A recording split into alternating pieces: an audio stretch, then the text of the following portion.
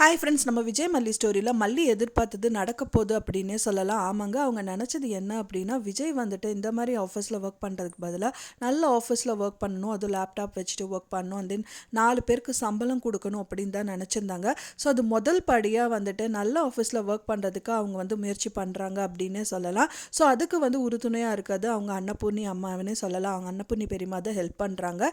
மெயினாக வந்து பார்த்திங்கன்னா வந்துட்டு விஜய் வந்துட்டு வேலை விட்டுட்டாரு அப்படின்னு சொல்லிட்டு அவங்க வீட்டுக்கு வராரு, சோகமாக வந்துட்டு இருக்காரு. அதுக்கு முன்னாடியே வந்து அன்னபூர்ணி அம்மா பெரியம்மாவும் அண்ட் தென் மல்லியும் வந்துட்டு பேசி வச்சுக்கிறாங்க.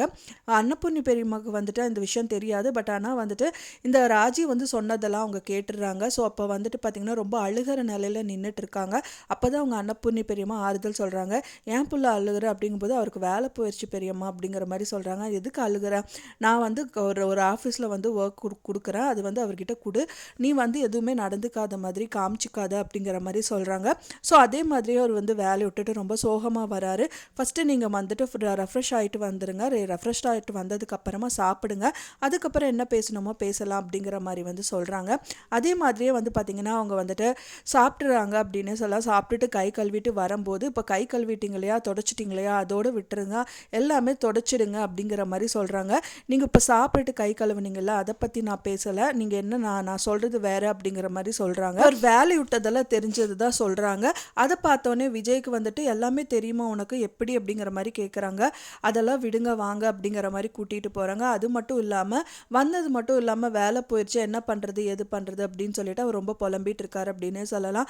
ஸோ வந்துட்டு எனக்கு வந்து உங்கள் மேலே நம்பிக்கை இருக்குது, கண்டிப்பாக ஒரு நல்ல வேலைக்கு வருவீங்க, எனக்கு இந்த வேலை ஃபஸ்ட்டு பிடிக்கல, இதை வந்து நிறுத்தணும் நானும் நிறைய ட்ரை பண்ணேன், பட் ஆனால் உங்களுக்கு பிடிச்சி போயிட்டுருக்கீங்கிறனால தான் நானும் பேசாமல் இருந்தேன் அப்படிங்கிற மாதிரி சொன்னது மட்டும் இல்லாமல் சாமி கிட்ட இருந்து விசிட்டிங் கார்டு ஒன்று எடுத்துகிட்டு வந்து விஜய்க்கு கையில் கொடுக்குறாங்க அப்படின்னே சொல்லலாம்.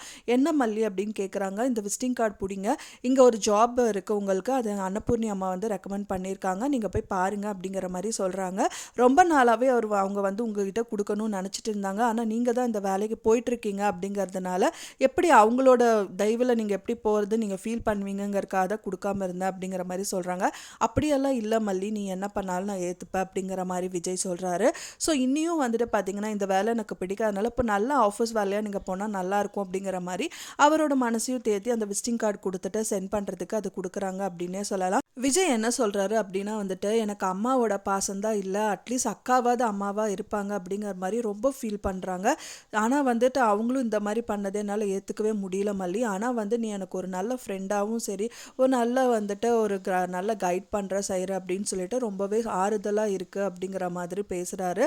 அதுக்கப்புறம் நான் கண்டிப்பாக போய் பார்க்குறேன் அப்படிங்கிற மாதிரி சொல்கிறாரு. அவர் நினச்சது ஒரே ஒரு விஷயம் என்னென்னா, எல்லா இடத்துலையும் அவங்க அக்கா வந்து அவங்க தம்பி பேரை வந்து கெடுத்து வச்சுருக்காங்க, ஸோ எப்படி போனாலும் வந்துட்டு அவங்க ஏற்றுப்பாங்களாங்கிற மாதிரி தான் வந்து உறுத்தலாக இருந்தது. பட் ஆனால் அன்னபூர்ணி அம்மா வந்து ரெக்கமெண்டேஷனில் போனாங்கன்னா இவர் பற்றி எல்லாமே அவங்க ஆஃபீஸில் தெரியும், ஸோ அதனால் வந்துட்டு ஏற்றுப்பாங்க அப்படின்னு தான் சொல்லி அந்த விசிட்டிங் கார்டை கொடுக்குறாங்க.